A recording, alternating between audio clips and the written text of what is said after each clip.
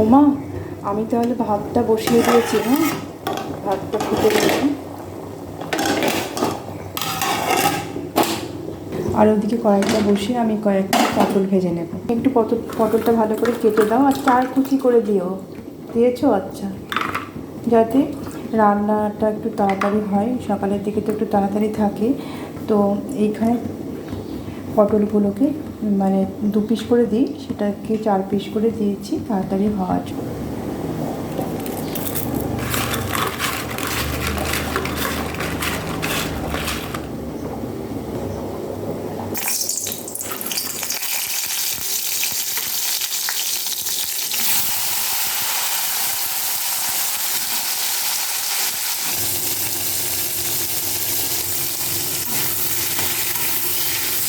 পটলটাকে আমি লাল লাল করে ভেজে নেবো। আর এখানে একটা লঙ্কা দিয়েছি, কারণ লঙ্কাটা দিলে কিন্তু বেশ একটু ঝাল ঝাল ফ্লেভার আছে, ওটা খেতে খুব ভালো হয়।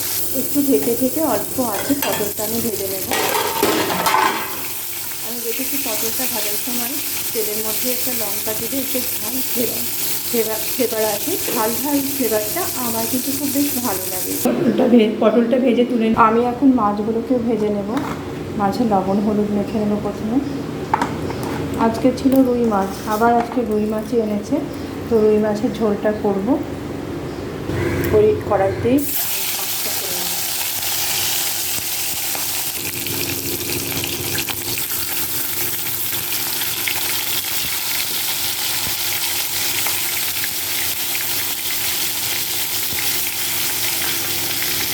মাছগুলো খুব টাটকা ছিল, আর এই কড়াইটা একটু ছোটো, এই জন্য মাছগুলো একটু ভেঙে যাচ্ছে মনে হচ্ছে।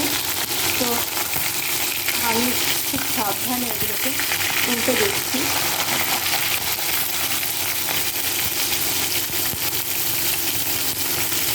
এই দুটোই একসাথে উল্টে গেল।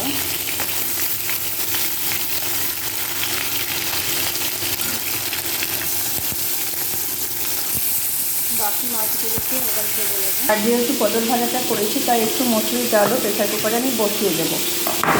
ওই জন্য ওইদিকে মাছ ভাজাটা হতে হতে এদিকে একটু ডাল করে দেবো।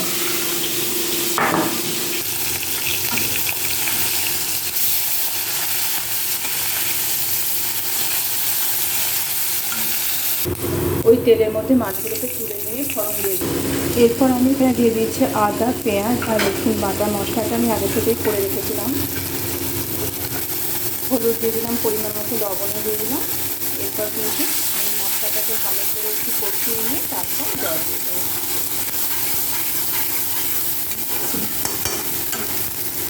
মশলা কষানো হয়ে গেছে, এরপর আমি পরিমাণ মতো জল দিয়ে দেবো। যেহেতু ডাল করছি তাই খুব একটা বেশি জল দেবো না, ঝোলটা একটু কমই করবো।